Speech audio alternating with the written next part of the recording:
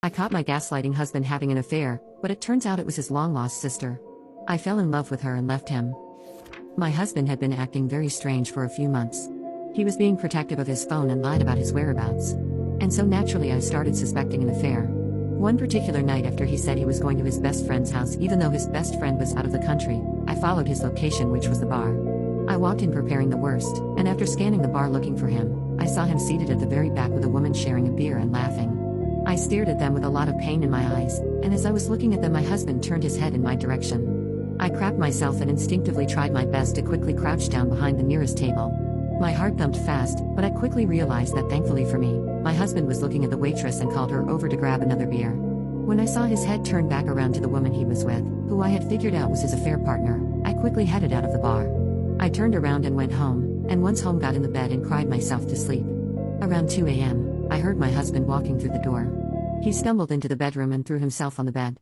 He noticed he woke me up and apologized and gave me a kiss on the forehead. After greeting me, I asked him how it was at his best friend's house. He told me it was great and that they had lots of fun. He sounded extremely angry. He asked me if I was hungry or did I need anything. I told him no and that I was going back to bed. How dare he be so sweet and kind after lying to me and meeting up with some chick at the bar.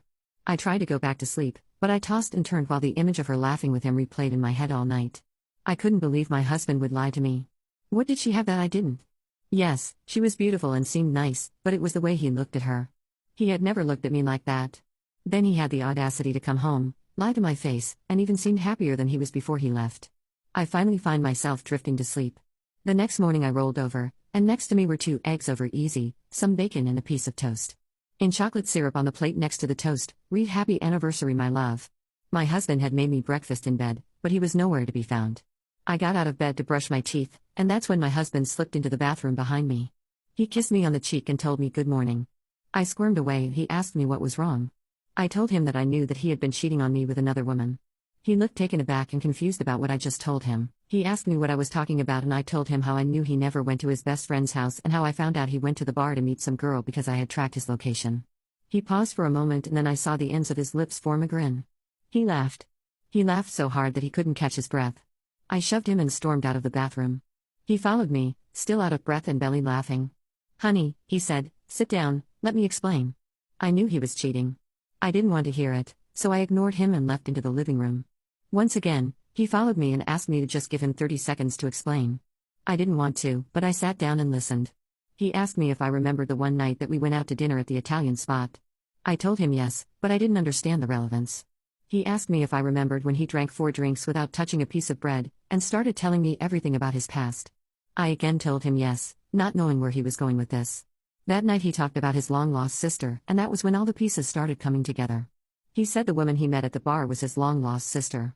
Her name was Jill. They had got separated when they were young because his mom couldn't afford to keep both of them in the household, so she kept my husband and gave Jill to her sister, who lived halfway across the country.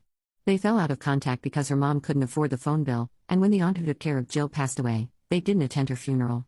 Jill had grown up by this time and couldn't find my husband or their mom for years after. He told me that she finally found him by going through state records of their family. From there she found his Facebook page. He said they messaged for a while and decided to meet at that bar yesterday night. This made sense, but I still didn't fully believe him. Because if that was his sister, why would he lie about going to John's house? I asked him why he lied, and he told me that if he and her didn't get along, he didn't want to introduce me to her or even bring her up. I told him he could have still told me instead of lying to me and making me find out on my own that he was at the bar with another woman. I told him it was the principal. He apologized and told me he wouldn't do it again, no matter how little the lie was. I didn't believe him. So I told him to show me the messages between them, and he showed some messages back and forth with a mystery woman claiming to be his sister and wanting to meet up. After reading their conversation, I asked him how did he know that was his sister and not just some woman. He told me that he saw her last name on her driver's license when they were at the bar. Everything checked out, but I still wanted to be sure, so I told him to let me meet her if she was his long-lost sister. He agreed and texted her to meet up later that night. Any time earlier wouldn't be a great time because we already had anniversary dinner plans at one of our favorite restaurants. It was getting close to noon at this point, and we had a couple's massage booked at 1 p.m. so I told him we'd better hurry if we were going to make it. We headed to the spa place and the car ride was quiet. The messages, the lies, and the bar scene kept replaying in my head. I hoped that was only his sister. My husband, feeling the tension in the car, asked how everything was going at work. Breaking the recurring thoughts in my head and rejoining the present moment, I told him everything was fine. He told me that was good, and he was happy that I was doing well.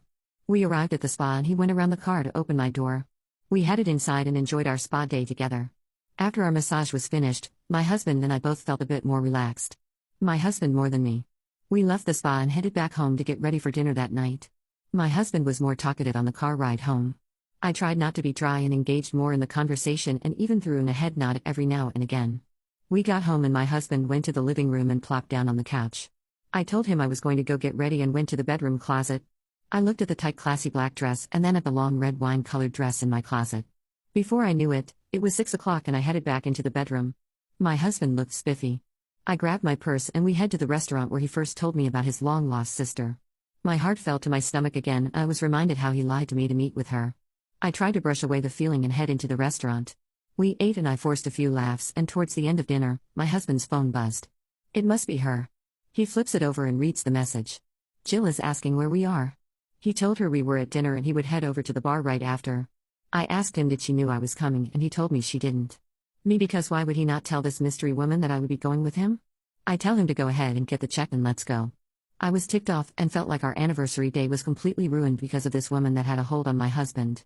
I walked to the car and wait for my husband to join me. We headed to the bar and the closer I got, the more anxious I felt.